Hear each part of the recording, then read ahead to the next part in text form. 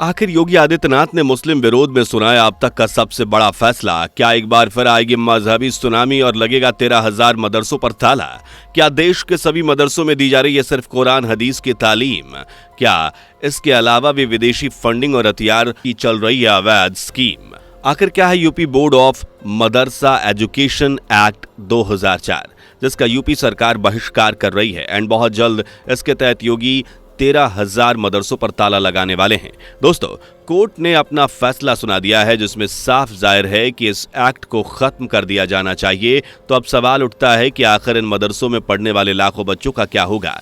क्या इन बच्चों का फ्यूचर अंधेरे में चला जाएगा? खैर, ऐसे कई सवाल फिलहाल यूपी सरकार के ऊपर उठ रहे हैं। दोस्तों, इस मामले में याचिका की ओर से कहा गया है कि UP board of Madrasa education 2004 कानून को बेहद ही गलत तरीके से बनाया गया है। इसमें धर्मनिरपेक्षता और शिक्षा के अधिकार का उल्लंघन किया जा रहा है। इसके अलावा कहा है कि इस देश में सभी बच्चों को बुनियादी शिक्षा देने का कानून है, जबकि मदरसों में इसे दीनी तालीम तक ही सीमित कर दिया गया है।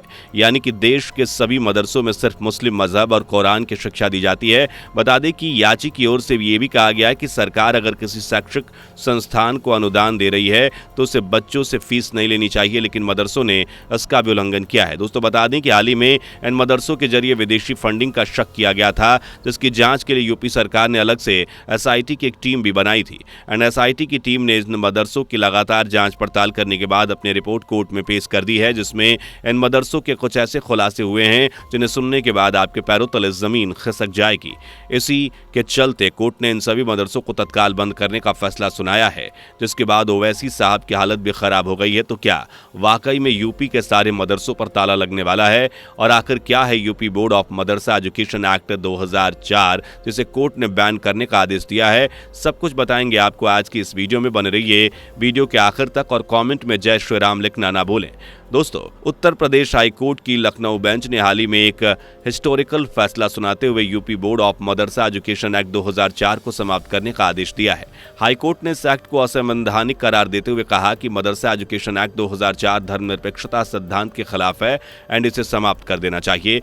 तो अब यह सवाल है कि अगर इन मदरसों को बंद कर दिया जाएगा तो फिर इनमें पढ़ने वाले बच्चों का क्या होगा और इन लाखों बच्चों पर इस फैसले का क्या इम्पैक्ट पड़ने वाला है?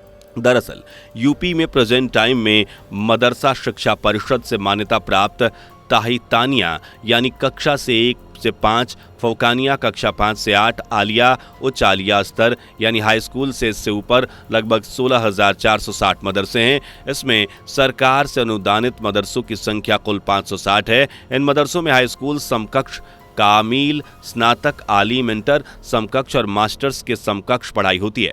By the way, Madrasa board से मान्यता प्राप्त 16,460 मदरसों में तकरीबन 13,83,107 स्टूडेंट्स हैं। वहीं इनमें शामिल 560 अनुदानित मदरसों में 1,92,317 स्टूडेंट्स पढ़ रहे हैं। हाईकोर्ट आदेश के बाद मदरसों में शिक्षा पा रहे इन 13 लाख से ज्यादा बच्चों के भविष्य पर अंधेरा सा छा गया है।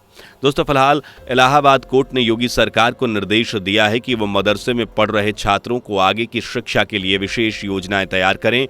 कोर्ट का यह फैसला यूपी के मदरसे का सर्वे कराने के बाद आया है। सरकार ने मदरसे को होने वाली विदेशी फंडिंग की जांच के लिए एसआईटी का गठन भी किया था। अब हाईकोर्ट के इस फैसले के बाद प्रदेश के कई मदरसों के अनुदान और यहां तक के अस्तित्व पर भी संकट आ गया है। बता दें कि हाईकोर्ट की लखनऊ खंडपीठ ने मामले की सुनवाई करते हुए उत्तर प्रदेश सरकार को निर्देशित किया कि मदरसे में पढ़ने वाले छात्रों को बुनियादी शिक्षा व्यवस्था में शामिल किया जाए। हाईकोर्ट ने यह फैसला यूपी मदरसा बोर्ड की शक्तियों को चुनौती देने वाली रीट याचिका पर सुनवाई करते हुए सुनाया। दरअसल उत्तर प्रदेश में लगभग 16,000 मदरसे संचालित हैं। इनमें 5,500 मदरसे मान्यता प्राप्त हैं। 10,000 मदरसे अस्थायी मान्यता प्राप्त पर संचालित हैं। कुछ मान्यता का टाइम समाप्त होने के बाद भी संचालित है। विदेशी फंडिंग की आशंका पर सरकार ने मदरसों की जांच के लिए योगी आदित्यनाथ की सरकार ने अक्टूबर 2023 में एसआईटी का गठन किया था। आपको बता दें कि अंशुमान सिंह राठौर ने हाईकोर्ट में याचिका दाखिल कर इस एक्ट को चुनौती दी थी। एमिकस क्यूरी, अकबर अहमद और अन्य अधिवक्ताओं ने भी कोर्ट में अपना पक्ष रखा था। दोस्तों, आइए आपको बताते हैं आखिर ये एक्ट क्या है और क्या इसके प्रावधान हैं। दरअसल यूपी सरकार ने मदरसों की एजुकेशन व्यवस्था को बेहतर बनाने के लिए 2004 में UP board of Madrasa education act पारित किया था। इस कानून के तहत मान्यता प्राप्त मदरसों को सरकारी मदद भी मुहैया कराई जाती थी, बशर्ते वो मिनिमम मानकों को पूरा करते हों। पाठ्यक्रम, शैक्षणिक सामग्री और शिक्षकों की नियुक्ति भी इसी एक्ट के अधिनियम के तहत की जाती थी। UP board of Madrasa education act 2004 का पर्पस शैक्षणिक क्वालिटी में सुधार एंड मॉडर्न एजुकेशन सिस्टम से जोड़ना था, लेकिन कुछ लोग मानते हैं कि यह कानून मदरसों के उद्देश्यों को कम करता है और धर्मनिरपेक्ष शिक्षा से रोकता है। दोस्तों, ये तो पूरी तरह से तय है कि हाईकोर्ट फैसले के बाद सरकार सहायता बंद कर देगी। कोर्ट ने इन्हें धर्मनिरपेक्षता के बेसिक पर सिद्धांतों के अपोजिट माना है। बता दें कि एसआईटी ने पिछले दिनों ही उत्तर प्रदेश के 13,000 मदरसों को बंद करने की सिफारिश की थी। जांच रिपोर्ट में एसआईटी ने दावा किया कि नेपाल बॉर्डर में संचालित कई मदरसों का निर्माण खाड़ी देशों से प्राप्त फंडिंग से कराया गया है। एसआईटी ने मदरसा संचालकों के आय और व्यय का ब्यौरा मांगा था, लेकिन वो इसे उपलब्ध नहीं करा पाए। कुछ ने चंदे की रकम से मदरसा निर्माण कराने का दावा किया, लेकिन इस चंदे का देने वालों के नाम आज तक नहीं बता सके। उत्तर प्रदेश के 23,000 मदरसों में से 5,000 के पास अस्थायी मान्यता के दस्तावेज मिले हैं। दरअसल जिस प्रकार हाईकोर्ट ने एक फैसला किया जिससे UP board of Madrasa education act 2004 को असंवैधानिक घोषित करते हुए कहा कि यह धर्मनिरपेक्षता के खिलाफ है, जिस प्रकार से सिर्फ एक ही पुस्तक से रिलीजन की तालीम दी जा रही है, जिस प्रकार से कट्टरपंथ का पाठ पढ़ाया जा रहा है एंड जहां बिना टेट एग्जाम शिक्षक भर्ती हो जाते हैं, ये सब देश में बंद होना चाहिए। इन सब मदरसों को प्राइमरी स्कूल में तब्दील करना चाहिए।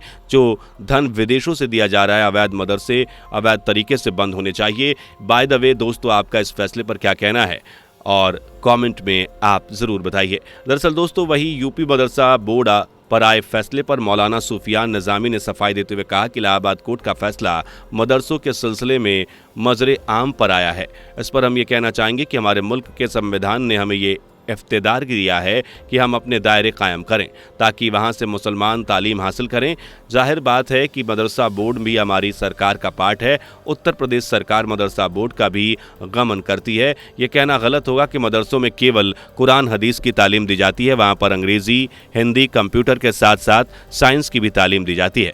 अब तो स्मार्ट क्लासेस से भी तालीम दी जा रही है। मुझे लगता है कि इलाहाबाद कोर्ट को इस फैसले पर सोच विचार करने की ज़रूरत है। इस फैसले को सुप्रीम कोर्ट में भी चैलेंज करने की ज़रूरत है। दोस्तों, ये मौलाना कुछ भी कहें, लेकिन इस बात में कोई दो राय नहीं है कि मदरसों में सिर्फ धार्मिक शिक्षा दी जाती है।